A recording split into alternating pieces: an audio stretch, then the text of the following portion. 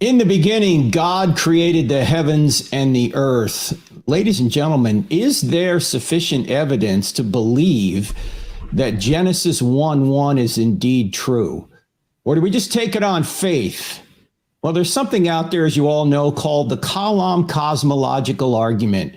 And this was brought into the modern age by Dr. William Lane Craig when in 1979 he wrote a book by the same name. And since then, Dr. Craig has been all over the world using that argument as one argument for the existence of God. Is that argument still sound?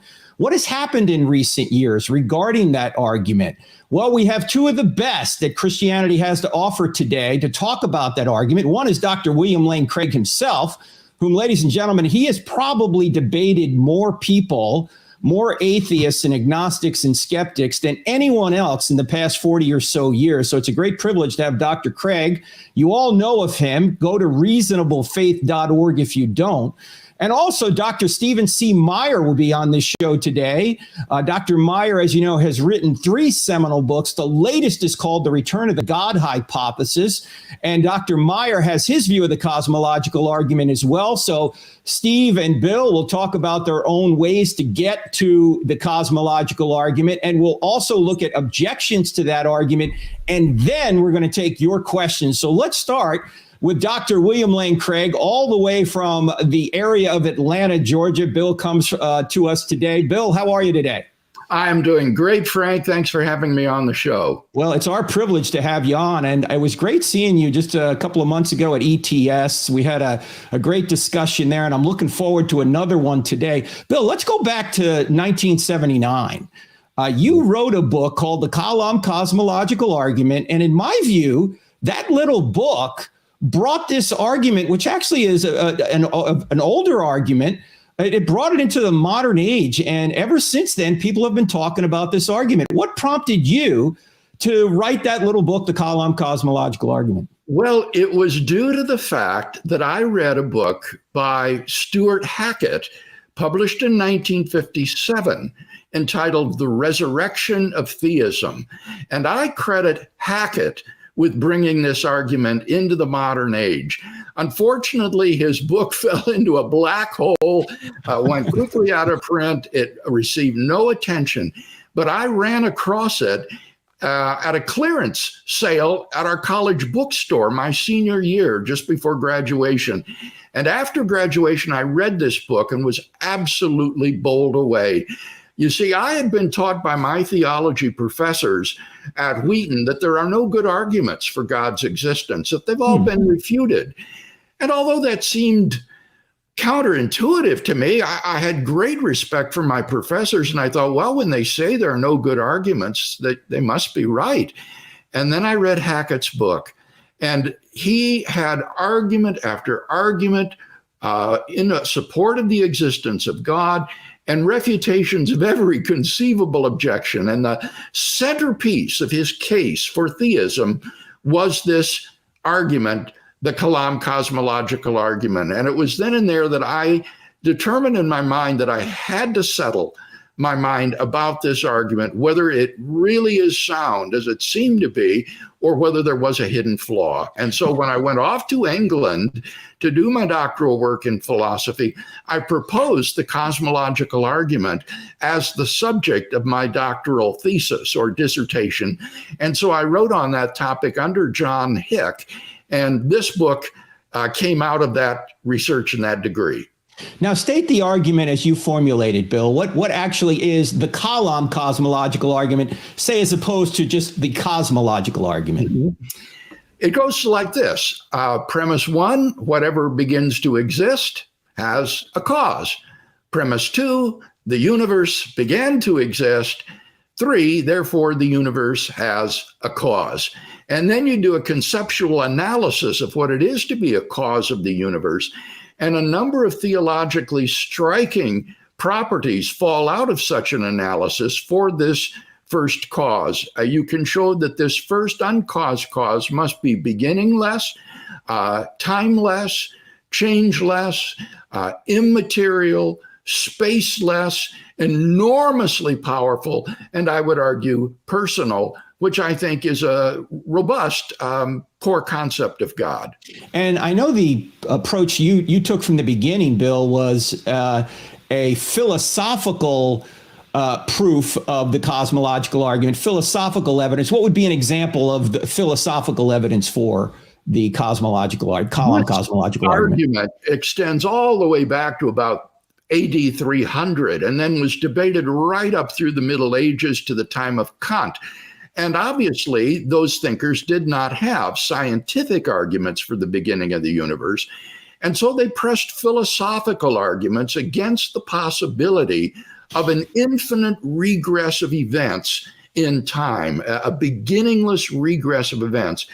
And it was those arguments that I picked up on and that came to form the centerpiece of my argument for the second premise that the universe began to exist. But in the course of my work in Birmingham, I discovered that there were remarkable scientific correlations with this premise as well. And I began to study contemporary cosmology. And to my astonishment, I found that the paradigm among contemporary cosmologists was that, in fact, the universe is not past infinite, but had a beginning a finite time ago. And I wrote that up in the dissertation. When Professor Hick read the dissertation, he told me later he took it to a physicist at the university and asked him to read it and give his opinion. And the physicist came back to him and said, everything he says is correct. And Hick said to me, why don't the theologians know about this?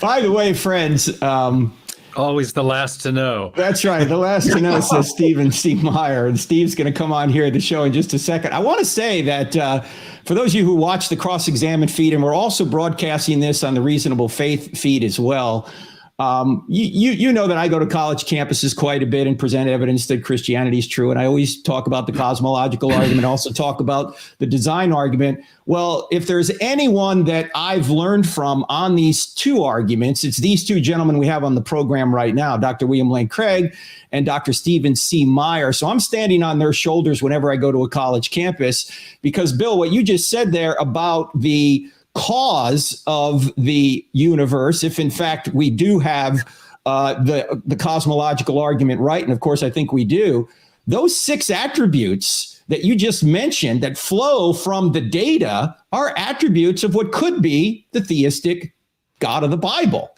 Oh, yes, very much so. I think the only major attribute missing would be God's moral attributes. Yes. For the Kalam cosmological argument, this creator could be an absolute stinker for all the arguments said. So that's right. It's not a complete case, but I like that about it. I like the modesty of the argument, that it doesn't try to claim too much. That's right. That's right. And it can be complemented with other arguments as well, which is that's right. Which is what you do, Steve. By the way, Steve's brand new book. Well, brand new. It's about a year and a half old, and it comes out in paperback in April. It's called Return of the God Hypothesis, 3 scientific discoveries revealing the mind behind the universe. And of course, discovery.org is the website at which Steve operates up there in Seattle. He's coming from the Northwest. Steve, in this book, Return of the God Hypothesis, you also talk about the cosmological argument. You have a little bit different approach. What's your approach to this argument? Well, I've been an admirer of what Bill has done on this for years, and first encountered it in a serious way when I was doing my PhD work in England, in Cambridge. And it was, I had at the time an opportunity to attend the lecture series that Stephen Hawking conducted in his wheelchair with his voice synthesizer about a book that he was in the process of writing called A Brief History of Time, in which he developed a quantum cosmological model in an attempt to circumvent the force of the Kalam cosmological argument. And the book went on to be a monster bestseller, 10 million copies, I think, at last I looked. And it had a famous line in it, what need then for a creator? And so I've been very interested in the argument and how it's played with scientists for a long time. I was working mainly on the question of the origin of the first life through those years and subsequently. But after I published Signature in the Cell in 2009, a lot of my readers wanted to know, well, I argued in that book for designing intelligence of some kind as the best explanation for the information-bearing properties of DNA and RNA and the complexity of cells. And in a sense, that too was a modest argument. It argued for intelligence without identifying the nature of the intelligence. But many of my readers wanted to know, well, who do you think the designing intelligence is, and what can science tell us about that? And so in return to the God hypothesis, I've extended the work I've done on intelligent design in biology and brought in arguments from physics about the fine-tuning of the universe, present from the very beginning of the universe, and evidence for a beginning of the universe, and developed a cosmological argument, drawing in some ways on Bill's work, but also framing it less as in a deductive form, but more in the form of a confirmation of a scientific hypothesis or a metaphysical hypothesis, and extending that yet further to argue that the postulation of theism or a creator with those attributes that Bill just enumerated best explains the evidence that we have for a beginning of the universe. So in an argument of that form, it doesn't take a deductive form and two premises and a conclusion and then an analysis of the causal the cause that you conclude in the conclusion. Rather, what it does is it postulates a causal explanation and then compares the explanatory power of that postulation, in this case, what I call the God hypothesis, with alternative metaphysical hypotheses, whether that be pantheism or materialism, scientific materialism / naturalism, or deism. And in arguing, in making a cosmological argument, I argue that something like either a deistic or a theistic creator provides the best explanation for the evidence that we have that points to a beginning of the universe. And then one further move in this type of argument, you will always have to address counter arguments. And so, and this is where my introduction to Hawking's work came in, is there has been this perception in the scientific community that despite the rigor of the case for the cosmological argument as expounded by Bill and some others, that Hawking and these physicists developing their quantum cosmological models have essentially circumvented the force of the argument from a beginning, either by showing that there wasn't a beginning, that we had a no-bounded universe was Hawking's proposal, or by, as Lawrence Krauss and Alexander Vilenkin have argued, that we can explain the universe from nothing out of that beginning, but from nothing without a transcendent causal agent or an external creator. And so one of the things I've done in developing the case as an inference to the best explanation is taking on those attempts to undermine the key premise of the argument, which is that the universe did have a beginning, and showing, this steals the thunder, but I'll have to justify this later, but basically that even if quantum cosmology is true and a correct model of the universe, it has inadvertent or tacit theistic implications that have been unrecognized by the proponents of that cosmological model. Bill, let's talk about Alexander Vilenkin for a minute, because you've actually had conversations with him. He's an agnostic cosmologist. I thought he taught at Tufts University. I don't know if he's still there or not. Correct.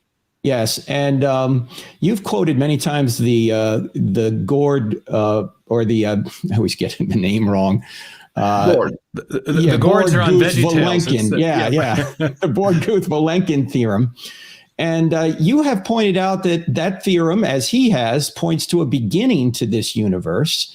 And some have suggested that you're using Vilenkin inappropriately, but you talked to him about this, didn't you, Bill? Oh, yeah. I mean, both I and Jim Sinclair have corresponded extensively with him about this. And he is quite emphatic that the Born-Guth-Vilenkin theorem implies that if you go back in time, you cannot go infinitely into the past, that you will reach a space-time boundary. And he argues either there was something on the other side of that boundary or there was not. If not, then that boundary is the beginning of the universe. If there was something on the other side, then it will be this regime described by the yet to be discovered quantum theory of gravity that Steve just referred to, in which case that regime will be the beginning of the universe. But in either case, the universe began to exist. And the strength of Vilenkin's work, I think, is that he examines in considerable detail every conceivable alternative cosmological model and shows their empirical inadequacy in terms of trying to have a past eternal universe. Why do you think he's agnostic then, Bill? If it points to a beginning, why is he saying, well, I don't know if there's a creator out there then? Well, I can't psychoanalyze him. I don't know him that well. I don't know all the personal factors that might go into his agnosticism.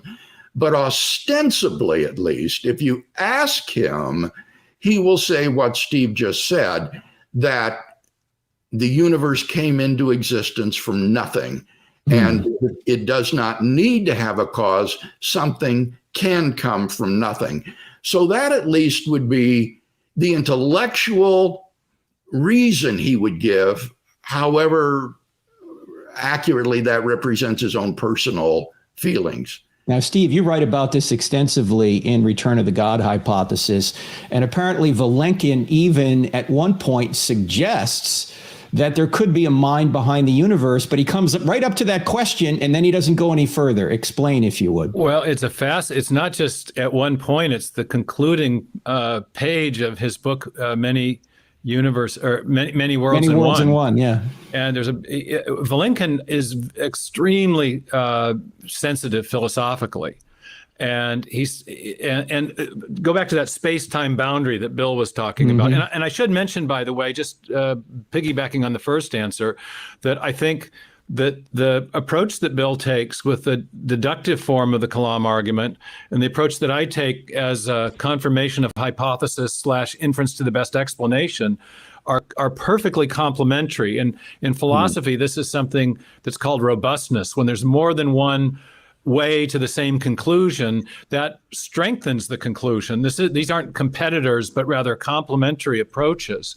And so back to Vilenkin, there's this what he imagines as a possibly existing thing before the space-time boundary is the laws of quantum mechanics as applied to the beginning and very early state of the universe. But he recognizes that it's not just laws, but it's a whole mathematical apparatus, something called the Wheeler-DeWitt equation, and something called superspace, and then something called a universal wave function. And I go through the relationship between these three things in the book. But essentially, there's a great big equation that synthesizes Einstein's ideas about gravity with quantum mechanics, and it's called the Wheeler-DeWitt equation. And the scientists, the quantum cosmologists, believe that if they can solve that equation and producing, and the solution would come in the form of a wave function, a universal wave function that would describe all the possible gravitational fields, universes with different gravitational fields that could result. So they're trying to, they've got an equation that pulls together quantum mechanics and general relativity. They want to solve that equation. And if they get a universal wave function that includes as a possibility a universe like ours, they will then say, we've solved the problem of the origin of the universe. This mathematical apparatus and these laws of quantum mechanics explain where the universe came from. How does a math equation explain creation? Well, that is the rub. You've already touched on the key issue, and Vilenkin himself notices this. On the last page of Many Universes in One, he says, "What tablet could these purely mathematical laws of quantum mechanics be written on. Before there's matter, space, time, and energy, there isn't a universe for them to describe. And yet math in our experience, and now paraphrasing, he says, is conceptual. It exists in a mind. So are we really saying that there's a mind that predates the universe? Big hypothetical question. He leaves the question mark hanging. There's a couple more paragraphs in the book. He never answers the question. But Hawking himself was sensitive to the same problem with quantum cosmology. He said, what puts fire in the equations that gives them a universe to describe? Math by itself is causally inert. It would be kind of like saying that the longitude and latitude lines on a map are responsible for building the Himalayan mountains. No, the longitude and latitude lines, the math is just a description. It describes what could be there. That's all the quantum cosmological equations are doing. It doesn't create a universe. And in fact, if the quantum cosmological model is true, if math predates the universe, there must be a mind in which to hold that math. Math doesn't just float around disembodied. It's in our experience, it exists in a mind. So I think the quantum cosmological approach, even if true, doesn't undermine the cosmological argument. It reinforces it in an unexpected way, and in a couple of others that I haven't mentioned. Yes, it's in fact, Bill, you and I were at ETS talking about, and with an assist from Steve, because Steve had sent me an article on this, the idea that math appears to be the product of a mind. Maybe you can comment on that for us, Bill. Well, this came to my mind as I was listening now to Steve speaking. This connects with another very powerful argument for the existence of God that goes by the name the unreasonable effectiveness of mathematics, after an article by Eugene Wigner, a Nobel Prize-winning quantum physicist. And the question Wigner asks is, how is it that mathematics, which, as Steve said, is causally effete, has no effect upon anything, and is pursued a priori for aesthetic reasons without a view toward empirical adequacy, how is it that mathematics applies in such reticulate detail and accuracy to the physical phenomena of our universe? And Wigner argued that there is no rational explanation for this. He says that the applicability of mathematics is a miracle. It is a gift which we neither understand nor deserve. Well, Wigner never took seriously the hypothesis that the applicability of mathematics is literally a miracle. And I think that that's the best explanation, that the universe was built on the mathematical blueprint of a transcendent, intelligent mind that conceived it and then created it on that pattern. And hence, mathematics is applicable in such detail and accuracy to the physical world around us. Now, we can't cover all the possible objections or all the objections that are brought forth toward the cosmological argument or on the cosmological argument here in this live stream, because we do want to get to your questions, but I want to address a couple of them. And if you do have a question, just in the stream, put in big block capital letters question, and you're gonna have an opportunity. We'll get to as many as we can to ask Bill and Steve any of your questions. But I'd like to get from each of you. Maybe we'll start with you, Steve. You cover a lot of the objections that people might bring up against the cosmological argument. You already mentioned one of them, from the quantum world, which turns out doesn't work. What other objection are people bringing up to the cosmological argument today, particularly from a science perspective, if you would? Well, and I encountered a couple of these after the publication of Return of the God Hypothesis. I had a couple of great conversations with a friend, Brian Keating, who's an astrophysicist at UCSD. And I think he was generally friendly to what I was doing, but said, there are these newer models that you didn't address. Like Roger Penrose has something called the cyclic conformal cosmology. And Paul Steinhardt has developed a model, a cosmological model that's a variant on the oscillating universe that in its straightforward form in the 80s, I think was refuted decisively by some work that Alan Guth did and other observations. And so in the epilogue to my the paperback version of the book, I address a couple of these newer cosmological models. What I have found in looking at them is that they're in the case of Steinhardt's, for example, it turns out that the Borde-Guth-Vilenkin theorem applies to the Steinhardt model. And so even if you have these numerous cycles of creation and contraction and creation, you're going to get back to a beginning. And in all of the models, all of the alternative models, there's a strange thing that I've discovered working closely with my colleague Brian Miller, a physicist here at Discovery Institute.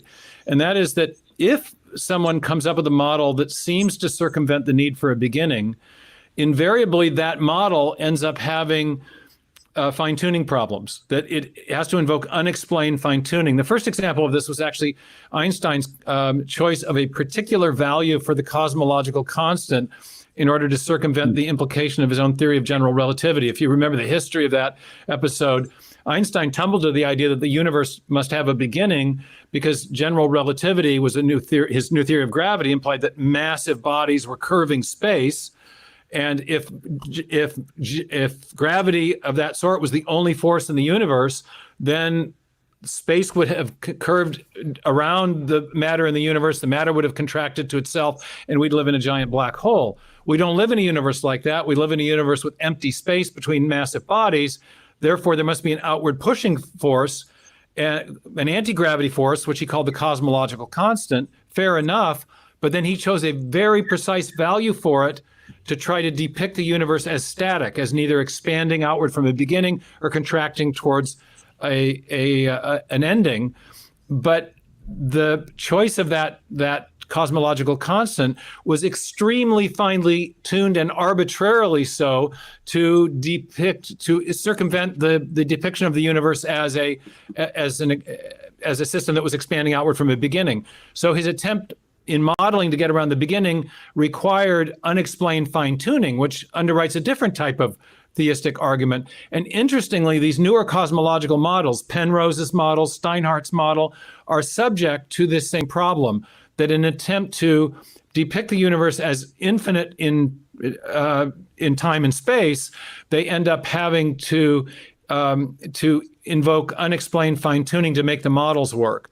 So there's a lot more you can say about these. The Penrose model has other problems. He invokes something called a phantom field, which other physicists have criticized for having essentially godlike properties that no other physical field that no other physical field in physics has. So in order to get around the God hypothesis, you have to invent a field that essentially has powers of agency that allows reductions in entropy at just the right time and in just the right way to get a cycle of expansion of the universe. But that's essentially a creation event by another name. He just calls it a phantom field. So there's it takes a while to get into these things because they're shrouded in mathematics. Mm-hmm. But essentially, I don't think any of these newer models really solve the basic problem. And one other thing I'd say about the quantum cosmological stuff is that when you get into the physics papers, the actual technical papers that Vilenkin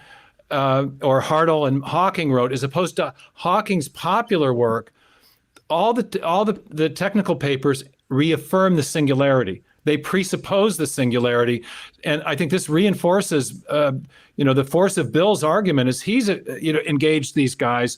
He really is correct that they do not get around the beginning. They end up presupposing it, even in the quantum cosmological models. Now, Bill, you've covered a lot of the objections to the cosmological argument in your book, Reasonable Faith. What objection do you find that is most prevalent out there, other than the one Steve had mentioned, to the cosmological argument, and what is the answer to them? Well, what I'm interested in addition to the scientific confirmation of the second premise that the universe began to exist, are those philosophical arguments against an infinite temporal regress. And there has been considerable work published on these philosophical arguments. I want to mention a very fine defense of these arguments by the brilliant philosopher Alexander Proust in his book on causation and infinity. But in addition to that positive treatment, it seems that many objections that are being thrown about today are to the effect that if these arguments do succeed in showing the finitude of the past, then they would also succeed in showing the finitude of the future. And that would contradict Christian doctrines like the immortality of the soul, the resurrection of the body, the world to come, and so forth. And therefore, I guess the advice would be you Christians better not use these arguments, because you're going to be undermining your own theology if they do imply the finitude of the future. And so the challenge for the defender of the argument will be to show some sort of asymmetry between the past and the future, such that these arguments show the past to be finite, but do not apply to the future. And I think such an asymmetry is to be found in the tensed theory of time, which treats temporal becoming as an objective and real feature of the world, as opposed to a tenseless theory of time, according to which all events in time and space, whether past, present, or future, are all equally real and existent. And I think given this tensed theory of time, which I've written on extensively, that establishes an asymmetry between past and future that will undo these arguments. I'd like to ask people who believe in the tenseless theory of time, when did you come to believe in the tenseless theory of time? You know, very mischievous. At one point you did not believe it, and now you do. When did that happen? So, yes, it seems I don't see any theological or philosophical problem, Bill, with assuming that something can have a beginning and no end, right? I think not, right. I think given the tense theory of time, something can have a beginning, but then go on potentially infinitely, that is to say, endlessly. And in that case, it merely approaches infinity as a conceptual limit, but it never arrives at infinity. Let me ask one objection, Bill, because you get this a lot, and I know you've addressed it quite a bit. Some people will say, well, the law of causality does not apply metaphysically. It doesn't apply to the beginning of the universe. It just applies once you're in the universe. How would you respond? I think that construes the causal principle as a physical principle, akin to the laws of thermodynamics or Boyle's laws of ideal gases that only apply once the universe comes to exist.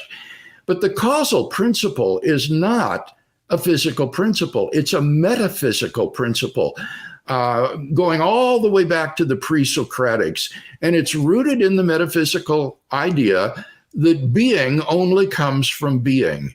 Being does not come from non-being. And therefore it is impossible, metaphysically impossible, for something to come into being without a cause. And that includes the universe as well as things that happen to exist inside the universe. Steve, quite frequently you'll hear people say, well, you're saying that God created the universe, but who made God?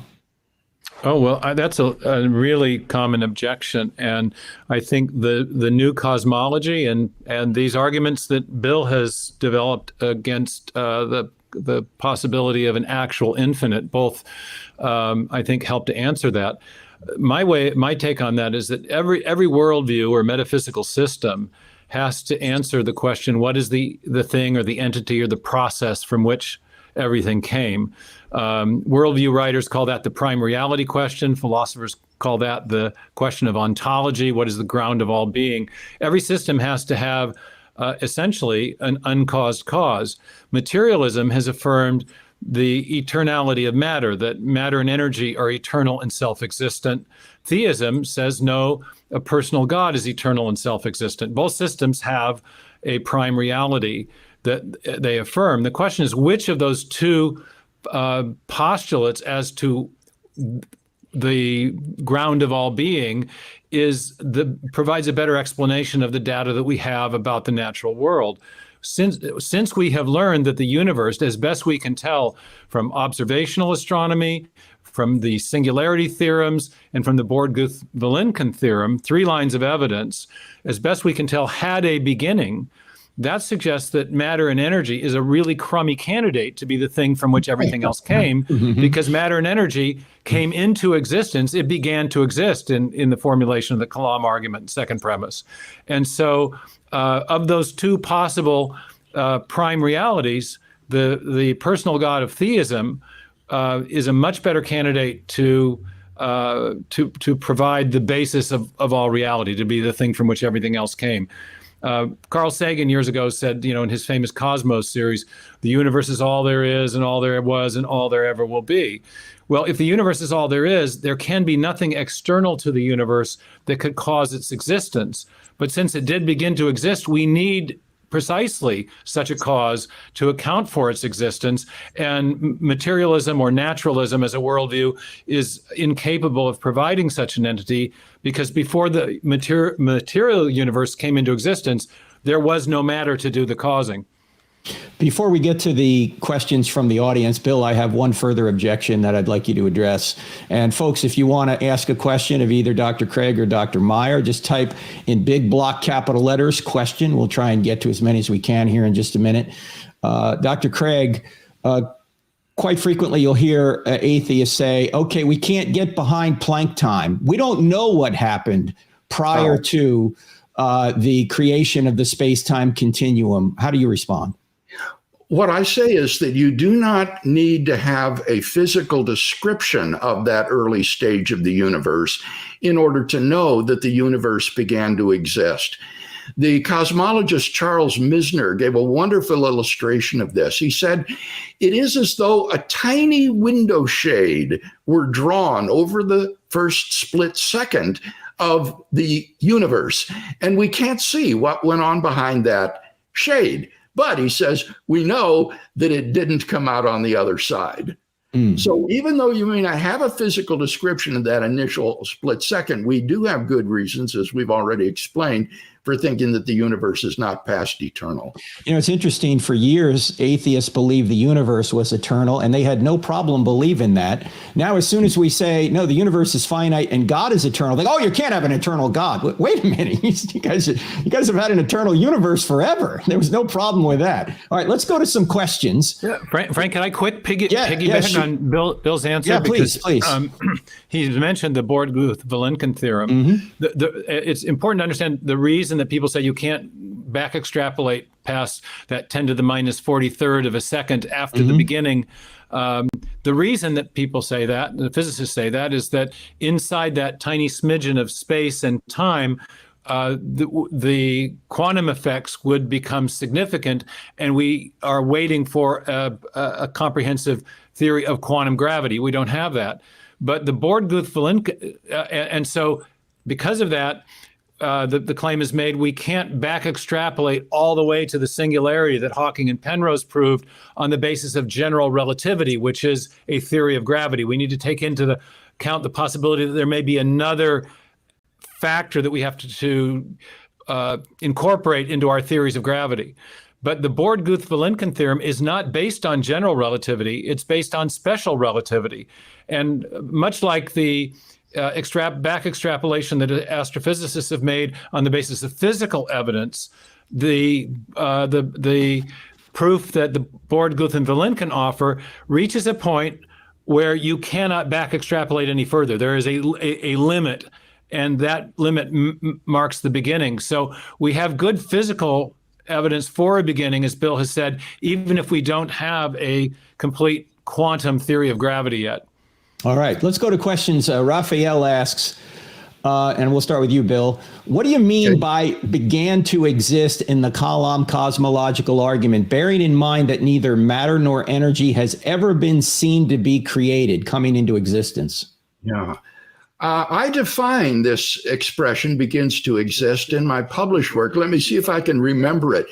I say that X begins to exist at a time t, if and only if X comes into being at t. And then I define X comes into being at t as X comes into being at t if and only if X exists at t, and t is the first time at which X exists and X does not exist timelessly. That will give you, I think, a definition of begins to exist that will apply not only to the universe, but also even to time itself. Steve, anything to add to that?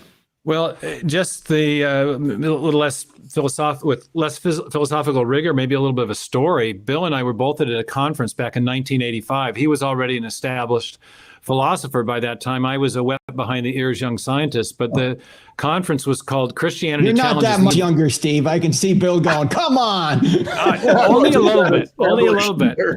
He's just publishing earlier than anybody else. That's right, he was. 1979. Well, I was still thinking about basketball. Yeah. So, but anyway, we were at this conference, and it was about the origin of the universe, the origin of life, and the origin and nature of human consciousness. And in the cosmology section, the great cosmologist, astrophysicist Alan Standage, who had been a grad student of Edwin Hubble, he'd been deeply involved in verifying the expansion of the universe with the galactic redshift evidence at Mount Wilson. He climbed to the podium and sat down on the side of the theists. It was a discussion divided between theists and scientific materialists about the origin of the universe, the origin of life, etc. And he took the podium for the first time publicly acknowledging a religious conversion and his acceptance of theism. And the thing that he described in describing that point where the universe began to exist was the thing that began to cause him to reflect deeply on his previously held materialistic worldview. The science was pointing to that you can't back extrapolate any further than the point where all the galaxies would have converged to the beginning point. I remember him looking into the camera and saying, this is evidence for what can only be described as a supernatural event. There is no way this could have been predicted or explained or described within physics. He went on to say, what we're looking at in physics is similar to what the medieval theologians described as creatio ex nihilo, that the universe has come into existence from nothing physical. Well, Bill, let me start with you. Wintry Night asks, what scientific evidence led scientists to accept the standard Big Bang cosmology in spite of the theistic implications, and has the progress of science overturned any of that evidence? Let me say first how much I appreciate Wintry Night and his blogs. Yes. My wife and I often read them, and I'm grateful for his question. I think it was primarily the discovery of the red shift in the light from distant galaxies. Friedmann and Lemaitre had predicted on the basis of Einstein's general theory of relativity that the universe would be expanding against all expectation. And then Edwin Hubble, working at Mount Wilson, discovered that the light emanating from distant galaxies appeared to be shifted to the red end of the spectrum. And this was universal across the sky, wherever Hubble trained his telescope. And it was best explained by saying that the light from the galaxies is stretched because they are receding from us at tremendous speeds. Well, as you extrapolate that expansion back in time, in a finite amount of time, you come to an initial singularity before which space and time did not exist. So initially, it was this discovery of the redshift and the expansion of the universe predicted by Friedmann and Lemaitre. And then there were confirmatory evidences that came later. Has there been anything that has come out that would contradict that? Because I've got a couple of questions here about the James Webb Space Telescope, you know, and the social media tried to say, oh, maybe the Big Bang isn't true. So go ahead, Steve. What would you say there? Yeah, and then we'll go back to I've done Bill. a few interviews about this. It's the James Webb is a wonderful new piece of equipment that NASA put up in order to detect very, very long wavelength light. Actually not even light, it's electromagnetic radiation outside the visible spectrum. And what the purpose of the telescope is to look way back in time and what's called a look back time in cosmology. The further out you look, the longer it takes the light to get to you. So if you're looking way, way, way out in space and you are able to detect, for example, a galaxy, then you can calculate how long the light would have taken to get to you, and you know something about the minimum age of that galaxy. So since the time of Hubble and the work that he did that Bill was describing, we've had other instruments developed, including the Hubble telescope, that have been able to look progressively further and further out in space. The James Webb telescope was designed to look as far back as we could conceive of looking. And it's cooled to a very, very low temperature. The detection equipment is cooled to just a few degrees above absolute zero, so that the detection equipment itself isn't putting out any infrared radiation that would interfere with the radiation they're hoping to get. Now, why are they looking for infrared?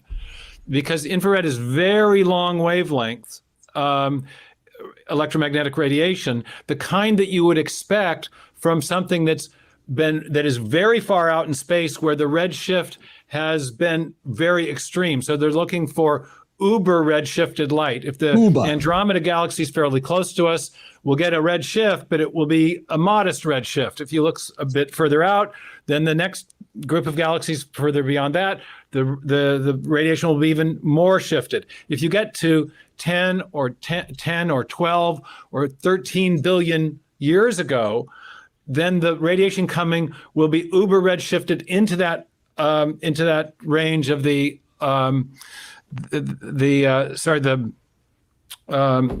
infrared. Infrared, sorry. So the claim has been made by one physics researcher without a PhD who's had a bee in his bonnet against the Big Bang since 1991. He's written a book called The Big Bang Never Happened, Eric Lerner. He said, well, there are these anomalies that are being detected by the James Webb. There are more galaxies early on than we would expect. Therefore, the Big Bang is wrong. And then he quoted a particular astronomer at the University of Kansas saying, "Oh, I'm starting to stay up all night wondering if everything we ever thought was wrong." Well, the anomalies have to do with our theories of galaxy formation, and nothing to do with whether or not the universe is expanding outward from a beginning. In fact, the very fact that the James Webb has been able to synthesize images of these very early galaxies, and that's the really extraordinary thing. It has been able to find very, very early galaxies, possibly even more than 13 billion years old, shows that it is detecting the kind of uber redshifted radiation that should be expected on the basis of an expanding universe, expanding outward from a beginning. So the very fact that there are any galaxies that old to talk about, given what we know about what the James Webb is looking for in terms of very long wavelength radiation, shows that the kind of radiation that should be there, extra redshifted radiation, is there, and therefore that's actually confirmatory of an expanding universe, not something that challenges it. Bill, I've heard you say before that the 20th century was a period that, even though many counter theories came up against Big Bang cosmology, that the standard model has emerged still victorious. Has there been any evidence to suggest, from a scientific perspective, the Big Bang is wrong? No, the only question would be whether or not it had a singular beginning. But whether or not it had an initial singularity or not, the prediction of the standard model that the universe is not past eternal but had a beginning has been confirmed over and over again. And the parade of failed theories over the decades attempting to avert the beginning of the universe has only served to corroborate that conclusion. With each falsification of these alternatives, the prediction of a beginning is corroborated. I really agree with that, Bill. You've had steady state, you'd have oscillating model. The oscillating model in the 80s now reprising the various versions of the oscillating model, and they're all problematic. We have a question here saying, if a new steady state theory would gain support. I don't know why, but they're suggesting this, or an everlasting multiverse theory. Would the Kalam argument be a God of the gaps argument, Bill? Well, no, because the primary defense of the second premise as I offer it is philosophical. You've got to deal with those arguments against the metaphysical possibility of an infinite regress. So the scientific confirmation for me is just icing on the cake. It is empirical confirmation of a conclusion already reached by metaphysical argument. But in any case, his hypothetical isn't going to happen. There is no likelihood that there's going to be a new steady state model that will become the consensus. Steve, that's an interesting point. Go ahead. Yeah, I was just going to say that what Bill just said earlier about the trend line and all of this is that the accumulation of evidence from multiple sources, the galactic redshift, the cosmic background radiation, the information we have about the age of stars, the COBE satellite data from the 90s. There's been an accumulation of evidence. It's all pointing in one direction.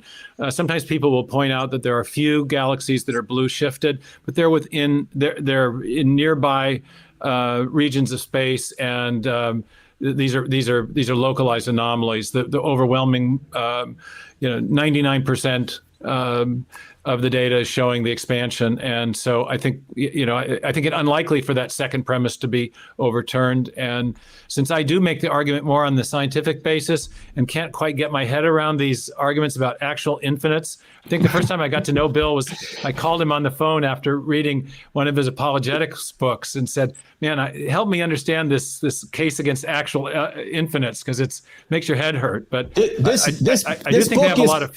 This book is close to an actual infinite, Steve. It's close. Well, okay. It's, I don't know how many pages, but yeah, there is no such thing as an actual infinite. And I think, Bill, that's an important point you made a minute ago, because if we tie our faith to a scientific theory that later is overturned, we have a problem, don't we? Yes, although it wouldn't do anything to falsify your faith. It would just mean you no longer have this positive evidence for this. I mean, God could have created a steady state universe ex nihilo 15 billion years ago if he wanted to. So the beginning of the universe, I think, is something that can be verified scientifically, but it can't be falsified.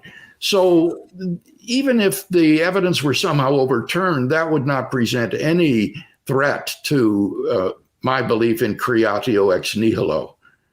Question. Frank, could I say something about the God of the gaps objection? Yeah, generally? Sure, please do, because you have a lot on the return of the God hypothesis on that. It's a real bugaboo. A gaps argument, a God of the gaps argument, is another way of saying you're formulating an argument from ignorance, which is an informal fallacy. If you say, well, cause A can't produce effect X, therefore cause B did it, but you're not offering any reason to affirm the causal adequacy of B, then you have an argument from ignorance, or a gaps argument. In making the case for intelligent design, we're not making we're not committing that informal fallacy of an argument from ignorance. We're saying cause A can't produce, for example, the type of information we find in DNA, but we do know of another type of cause, namely intelligent agency, that has the causal powers to produce that type of effect. So we have a positive reason for affirming the causal adequacy of an alternative explanation. And in the way I formulate the cosmological argument, as an inference to the best explanation rather than an argument from ignorance, I'm just using an extrapolation from our knowledge of the causal power of agency to underwrite that argument. So it's not a gaps argument, because it's not an argument from ignorance. It's an inference to the best explanation. The concept of God has within it certain attributes that are actually required to account for the data that we have from cosmology. And so therefore there's a basis for affirming it as a better explanation than other metaphysical hypotheses, such as materialism or pantheism, etc. You're arguing from what you do know. Yes. We're arguing If from one what we may do say, know, or an Yeah. extrapolation from what we do know to other forms of agency that we can conceive, Please namely go. divine agency. Go ahead, Bill. Please. one of the nice things about the deductive formulation of the argument is that it completely subverts this objection. Because if the two premises are true, then it follows with logical necessity that there is a cause of the universe. It doesn't matter if you don't like the conclusion, if you're against it, and so forth. As long as the two premises are true, logic itself demands that the conclusion be true. Bill, though, with a deductive argument, the premises are arrived at through inductive means. So does that weaken the argument a little bit to say that? I mean, isn't it similar to the abductive approach in that regard? Well, the support for each premise can include inductive argument. Yes, I give inductive arguments for both of the two premises, as well as metaphysical philosophical arguments. So we want to employ the full range of evidence. But I think it is worth pointing out that in the deductive formulation, it's just a matter of the truth of the two premises, because the logic is impeccable. And so it all depends. Do you think that whatever begins to exist has a cause? And do you think the universe began to exist? If those two statements are more plausibly true than false, then the conclusion follows logically necessarily. And ladies and gentlemen, if you do not think that every effect has a cause, then you've just given up science, because that is the ground of science, that every effect has a cause. So when we're saying that we think God exists, we're arguing from effect to cause. If there's a creation, that's the effect. We're reasoning back to a cause of creator. If there's design, that's the effect. We're reasoning back to a cause of designer. So we're reasoning from effect to cause. So when people ask me, how do you know God exists? I say, I know God by his effects. And if you want to give up cause and effect, you're giving up all of science. Frank, there's a lovely quote I just came across from James Clerk Maxwell, the great 19th century physicist. He said, the conclusion of design follows inexorably from an application of the laws of thought to the objects of sense perception. And one of those laws of thought is the idea that everything that begins to exist must have a cause. And I think what he was getting at is that we know something about another variation on that is the idea of causal adequacy. So he was looking at things in the biological realm that he knew from experience that had properties that only arose from intelligent agents, and therefore it required an intelligent agent to provide a causally adequate explanation of those effects. So reasoning from effects back to causes is a very legitimate form of reasoning, and I think that is how we know God. In one way we know God. Bill, we have several questions that have to do with how do we know the cause of the universe is the Christian God and not just any deistic or other theistic God. How would you respond to that? I would say that the Kalam Cosmological Argument is an argument that supports all of the great monotheistic faiths, whether Christianity, Judaism, Islam, or deism. And that if you want to move beyond a kind of generic monotheism to Christian theism, then you must look at the historical person, Jesus of Nazareth, and ask yourself, who is this man? He claimed to be the absolute revelation of God, the creator of the universe. Are those claims true? And I think they are, but that is a subsequent argument. So the Kalam argument is an argument that has great intersectarian appeal. It's been defended by Jews, by Muslims, by Christians, both Protestant and Catholic. And so it's an argument on which all of the great monotheistic faiths can come together. You know, ironically, it's actually been acknowledged by Krauss and Dawkins that they've said before that one could make a reasonable case for a deistic God, not one that we would expect, we would accept, but they were literally admitting that, Bill. I don't know if you saw that when they were on their tour, I don't know, six or 7 years ago. It seems to me they have a allergy against God for other reasons, not the fact that he couldn't be a cause of the universe. Let's see. We have people keep asking a question about the the Borg-Guth-Vilenkin theorem. Could either of you describe that, kind of sum up that theory in a couple of minutes? Who wants to take that? I think Bill does a great job of that in one of his books. Go for it. Oh. Okay, the idea is that the special theory of relativity, as Steve explained, requires that as you regress back in time, you would reach a point at which you would break through the speed of light, which is impossible according to the special theory of relativity. And therefore, in order to prevent this, there has to be an absolute beginning of the universe, so that this breaking of the laws of nature would not occur. Okay, I've got a cool little diagram in Return of the God Hypothesis that shows this with a thought experiment involving spaceships. So if people want to dive into it, that'd be a good place. And also, Father Robert Spitzer has a really nice little piece on this online explaining it. So that'd be something to the Catholic philosopher of cosmology. Couple resources for people to get into it more deeply. There is another resource, and that's an online course that Steve Meyer is going to be teaching starting on February 6th, called Return of the God Hypothesis. If you want to be a part of that, go to crossexamine.org, click on online courses. You'll see it there. You'll have several, I think 6 Zoom sessions with Steve himself. You can ask him any question you want. In addition to a lot of video you'll be watching and questions you'll be asked during the course. So go to crossexamine.org, click on online courses. You will see it there. Okay, we know this question's coming up. I don't know which one of you want to take this.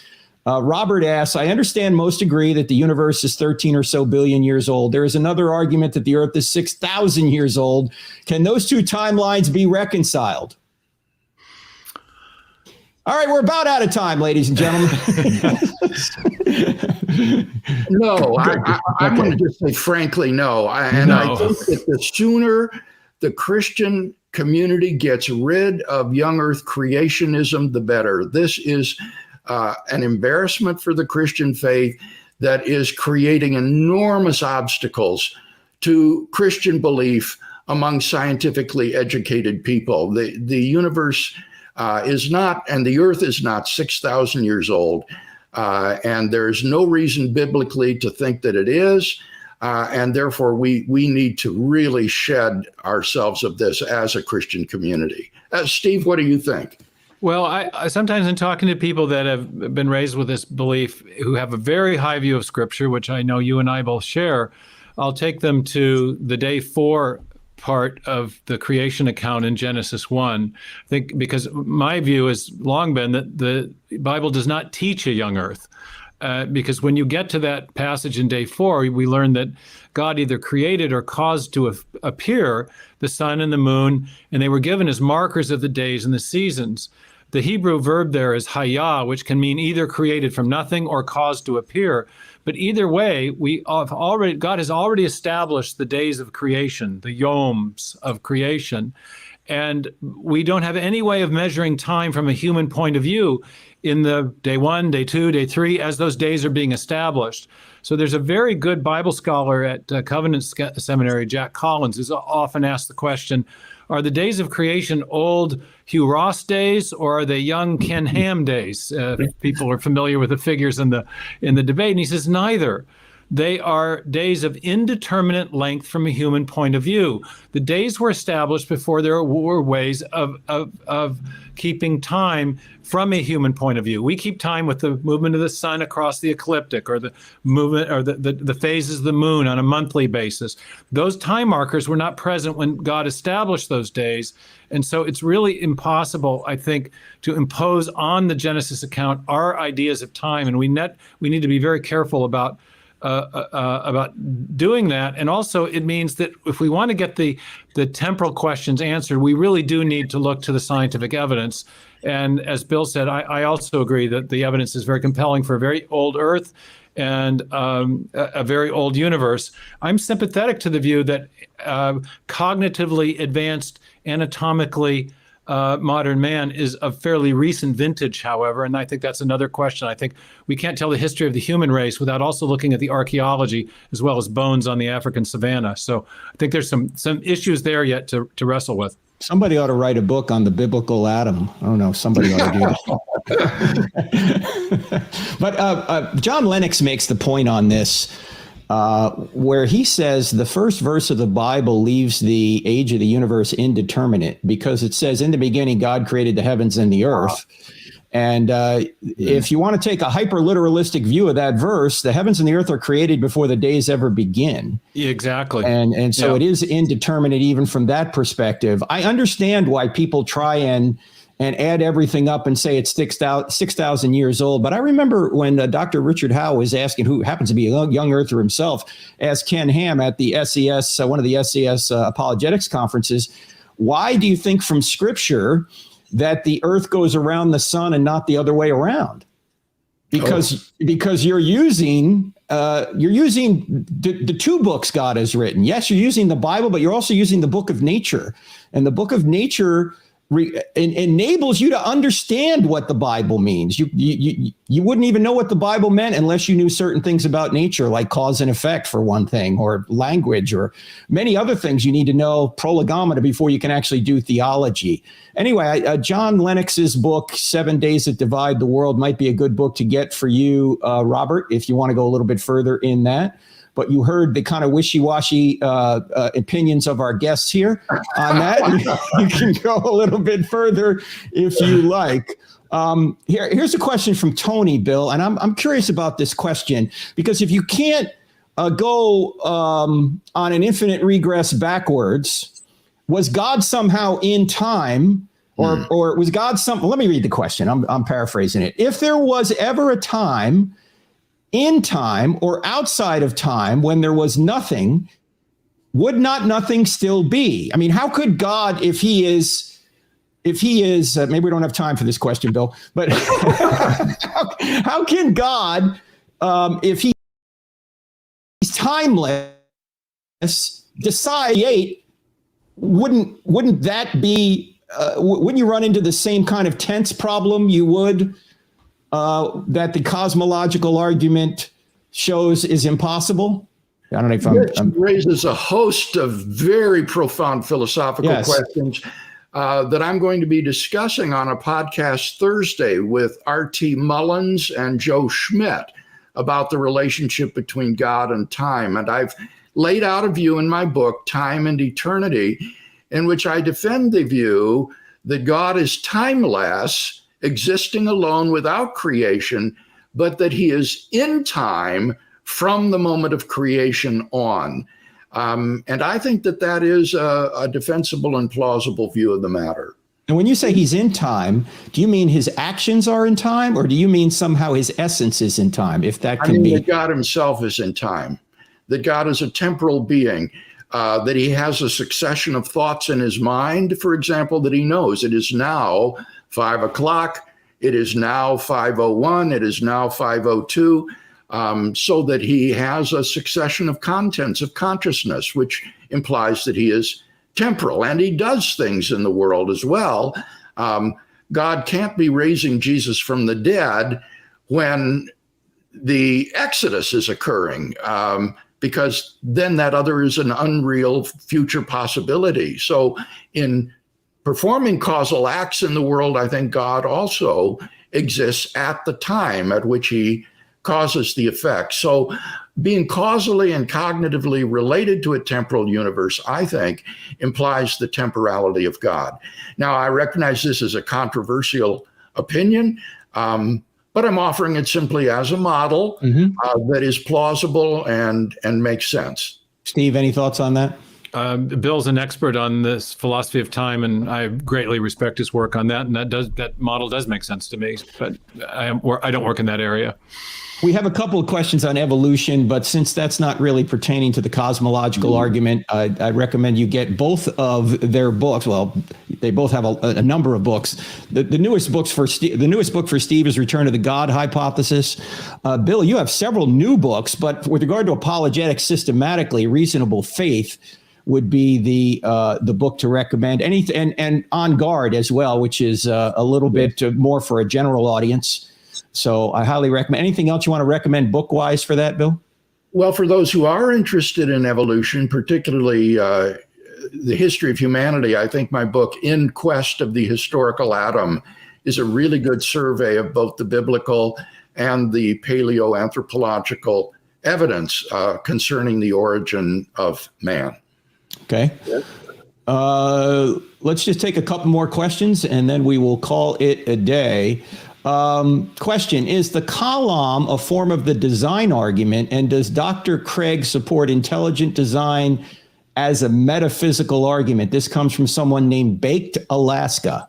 It is not a form of the design argument. It is a form of the cosmological argument.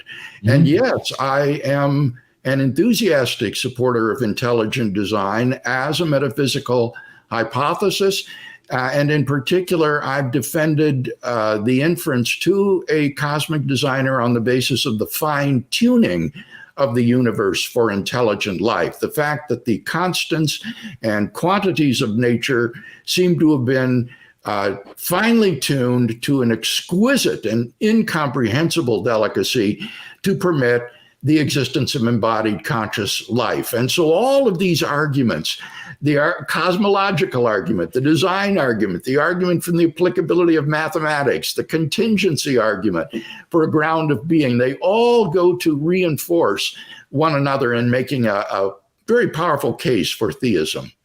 And Steve, that's what you're doing in Return of the God hypothesis. You're adding up arguments. It's conjoining a version of two versions of the design argument with the cosmological argument. But I wanted to say something about the way in which the cosmological argument ends up becoming a design argument. When you look at that, let's go back to the discussion we were having earlier about quantum cosmology. In order to circumvent, or in an attempt to circumvent the problem of the beginning, the quantum cosmologists have presupposed beyond that veil at the beginning the existence of a kind of mathematical superstructure, the laws of quantum mechanics synthesized in some way with an Einsteinian view of gravity. And so there's this big equation they're working with to model the origin of the universe. It's called the Wheeler-DeWitt equation. If they, as I said before, if they can solve that equation and get a solution in the form of what's called a psi function, a universal wave function, and if that wave function describes our universe as a possible outcome, one of many possible outcomes, then they will say we have explained the origin of the universe. We already discussed the problem of invoking a pre-existing mathematical reality as an explanation for matter, space, time, and energy. But it's very interesting to watch how the physicists model the origin of the universe mathematically. They start with this equation, the Wheeler-DeWitt equation. It's what's called a functional differential equation. It has an infinite number of solutions. And so you can't actually get a discrete solution that would enable you to model our universe unless you impose what are called boundary constraints or boundary conditions on that functional differential equation. And there are several that have to be imposed to get an outcome, a psi function that includes a universe like ours. So in the end, what happens is that in order to model the origin of the universe, the mathematicians have to impose constraints on mathematical degrees of freedom. In other words, they have to input information into the equation to get an outcome that they want that will allow them to say, hey, we've explained the origin of the universe. Now, what I argued in the book was, well, what then are they actually modeling? They're actually modeling a form of intelligent design because it's their minds that are choosing the constraints, inputting the information to get the outcome they want. It's an end-directed teleological process that's driven by their own intelligence. And insofar as it's a simulation in the sense of it's modeling the origin of the universe, they're actually modeling the intelligent design of the universe. There has to be a constraint on possibilities to actualize a universe that has the attributes that we recognize as one which is life-friendly.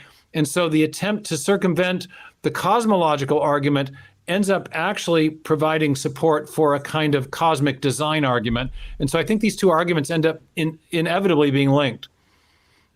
Anything to add to that, Bill? Only that it connects with the applicability of mathematics argument as well that I mentioned earlier. Absolutely. Absolutely it does. Bill, let me ask you this. This is from Sandy. in talking with skeptics about the impossibility of time to be eternal, because we can't get to today if there were an infinite number of moments before today, there have been pushbacks saying that science shows time is not linear like we think of it. Therefore, time can be eternal in the past. I'm not sure how to respond. How would you? Well, that makes no sense at all. How could time be eternal if it's not linear?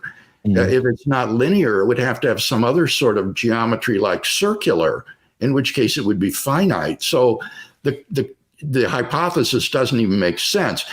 But in any case, the geometrical structure of time is not something that can be decided scientifically. Exactly. Science has nothing to say about a question like that. No, this is a metaphysical hypothesis, and he needn't be intimidated by it. Hey, Bill, can you just do me a favor? I'd love to hear your response to this, or your recollection of it, because the first time I ever saw you debate was live in Atlanta, Georgia in April, I want to say, of 1998. And you were debating a man by the name of Atkins, Peter Atkins. And you've debated him too, Steve. Peter Atkins is kind of grumpy, we all know. And and Bill Buckley was the moderator. Yeah. And I just recall this debate where Buckley introduced you, and he said Dr. Craig is representing the Christian position. Then when he got to Atkins, he said representing the devil. Dr. Peter Atkins. Anyway, there was a point in the debate, Bill. I don't know if you can recreate this answer, but it's debate gold, where Atkins said, "You don't deny that science can explain everything, do you?" Do you remember your 5-point response?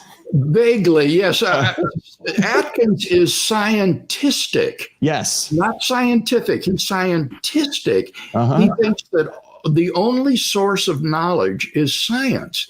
And I said, that's patently false, because we have knowledge that is not scientific. And I suggested things like mathematical knowledge and logical knowledge, metaphysical knowledge, ethical and aesthetic truths, and scientific truths themselves, in many cases, cannot be proven scientifically, but are based upon assumptions. And so it's demonstrably false that science is the only source of knowledge and truth. Yes, it was a 5-point takedown, to which Buckley looked at Atkins and said, "Put that in your pipe and smoke it," because he was totally rooting for you, Bill, the whole way through. Yeah, he was very biased, but completely impartial moderator. That's right. It's a classic debate, ladies and gentlemen. Look for the Craig Atkins debate, and you will enjoy that back and forth. Steve, what are you working on now, and where can people learn more about what you're doing? Well, the website that has the most exhaustive compilation of relevant material is the new one we've created for the new book, returntothegodhypothesis.com. We also have a website from my previous book, darwinsdoubt.com, which has a whole lot of animation, video shorts, debates. I had a lovely debate with Atkins on the BBC one time on the radio. That was a lot of fun. He's a wonderful curmudgeonly figure. And we have a number. I'm working on a number of media projects right now, getting the message of Return to the God Hypothesis and some of our other work on design to the world in documentary forms and things like that. So. And Steve's going to be teaching a new course called Return to the God Hypothesis. Just go to crossexamine.org, click on online courses, you'll see it, but you better sign up soon. There's a cap on the number that can be in there. So check that out. Bill, what have you been working on lately, and where can people learn more about what you're doing? I am working on my magnum opus, which is a systematic philosophical theology of the Christian faith. And I am currently working on the second volume, which deals with doctrine of creation. And so ironically, this has taken me into the discipline from which Steve came, namely origin of life studies. And I've been reading a lot of origin of life literature with a view toward trying to craft a theological perspective on the origin of life. Since as Christians, we believe that God is the source of all life, both non-physical and physical life. And so I want to ask, how does that look? Check Bill out at reasonablefaith.org. Bill and Kevin Harris do a podcast every week, and I listen to it every week. And also you do a question of the week too, Bill, don't you have on the website, reasonablefaith.org? And you have a number of courses too that you've just released, haven't you? Well, not courses per se, though I will be teaching at Houston Christian University in March, a class on the doctrine of the Trinity. And this is open to anybody to join us online, and they can participate in the class discussion. So that is available, or will be. All right. So the conclusion of this, gentlemen, has the cosmological argument been defeated? Is it still sound? Bill Craig. It is still a very powerful argument for the existence of God, one that I think increasingly receives confirmation both scientifically and philosophically. Steve, Dr. Craig, I agree that Meyer. I agree with that. And I'd add that the repeated attempts to disconfirm the argument or to refute the argument, which have failed, I think reinforce its strength. I had a supervisor when I was a PhD student in Cambridge who said, beware the sound of one hand clapping. If there's an argument on one side, there's bound to be an argument on the other. And he said the corollary of that is that you can often tell the strength of an argument by how well it withstands the most spirited objections. And I think the formulation that Bill first advanced in 1979, which he's updated continually, and some of the other formulations of the argument, one of which I've advanced, I think show that this approach to making a case for God is very robust indeed. There are, in a sense, many roads that are leading to the same conclusion, and each of these arguments has fared very well against attempts to refute it, thus reinforcing its strength. And ladies and gentlemen, if Genesis 1:1 is true, every other verse in the Bible is at least possible. Because in my view, it's the greatest miracle in the Bible, the creation of the universe out of nothing. So it's quite easy to believe in the other miraculous events in the Bible, if in fact Genesis 1:1 is true. And thanks to the work of Dr. William Lane Craig and Dr. Stephen C. Meyer, we have great evidence that Genesis 1:1 does appear to be true. So Jesus certainly could have risen from the dead if God exists, and God has created the universe out of nothing. And that's a whole nother argument. I remember my mentor, Dr. Geisler, said you really only need to prove two things to show that Christianity is true. Number one, God exists. Number two, Jesus rose from the dead. And so today we talked about the first question. Maybe we'll have another live stream on the second. So thank you, ladies and gentlemen, for being here. I want to thank Dr. Craig and Dr. Meyer. Thank you, gentlemen, and thank you for your continued work and guidance on these issues. Thank you, Frank and Bill. Great discussion. All right. Thanks, ladies and gentlemen. We'll see you here next time. God bless.